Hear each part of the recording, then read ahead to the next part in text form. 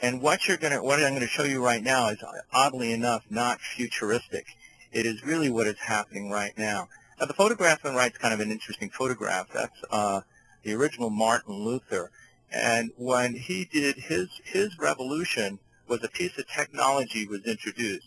He did this posting on the wall and started the translation of the Bible, which pulled it out of the power structures of both politics and religion and put the Bible in the hands of the people. And it was the printing press that was invented at that time that all of a sudden the people collaborated with one another. They could see all this information that they never had access to, and it revolutionized Europe. Of course, that revolution was a very bloody revolution, but nonetheless, it's a case of learning technology changing the world.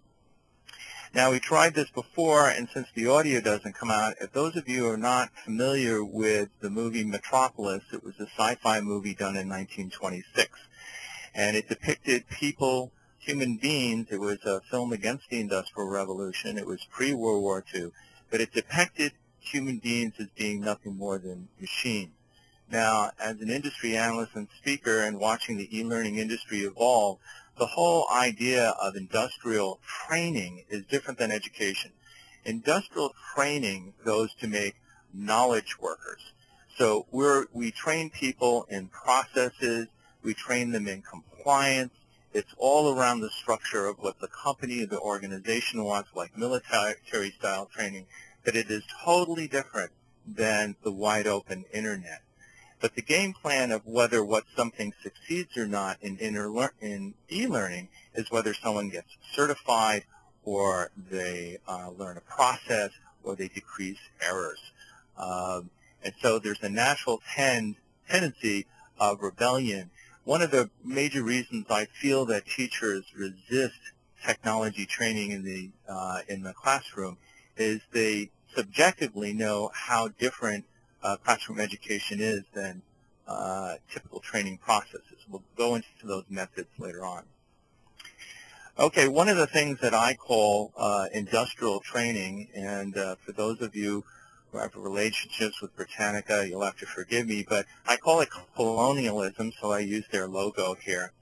But the one-to-many model that e-learning portals are based on is that I have an expert who's absolutely 100% right. They push down media.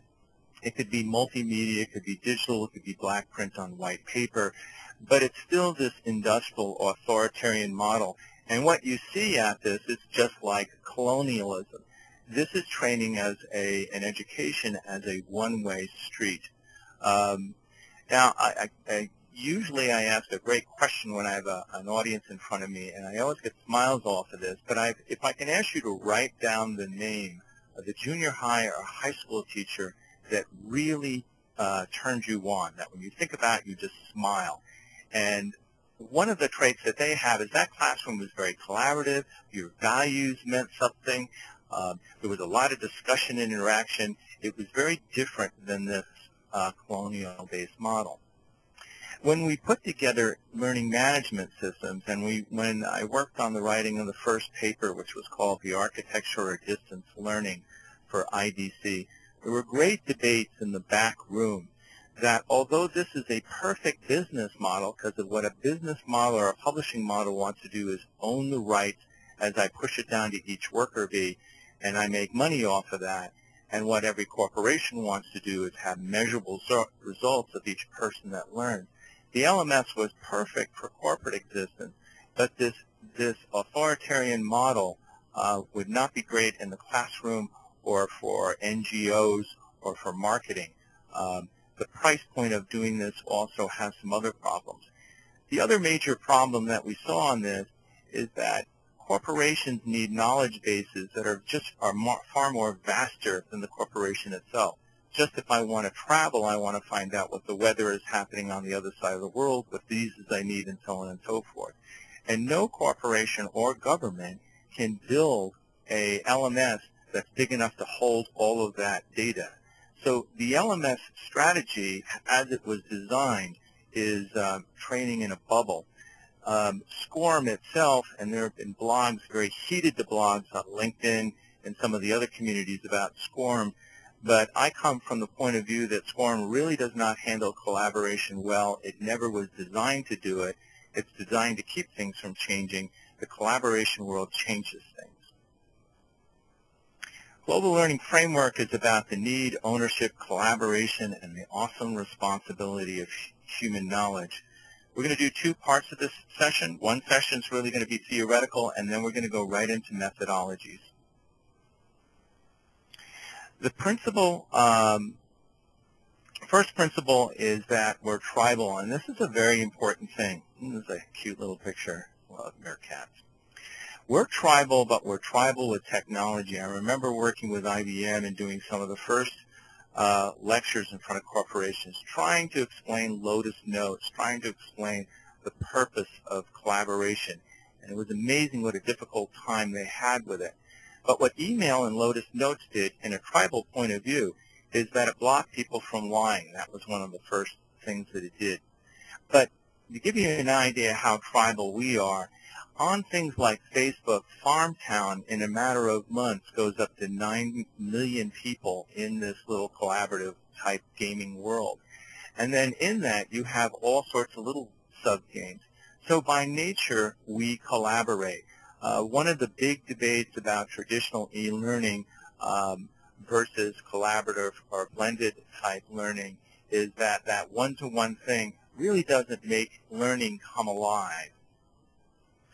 So let's go into a couple of aspects of tribalness. The first part is a positive one. We pack to serve. And here we learn how to team, help, encourage, coach, collaborate. I could skip through these things. Particularly, we learn how to manage life and build on success. As we work on a team with a group of other people help us out. So there's an aspect of faith and prosperity. The next part of hacking is kind of a negative aspect of hacking, is that we pack out of fear. I actually go to church in Brooklyn, in a very large church. We have every race in the world in there, and so I have friends that used to be gang leaders in Brooklyn, New York.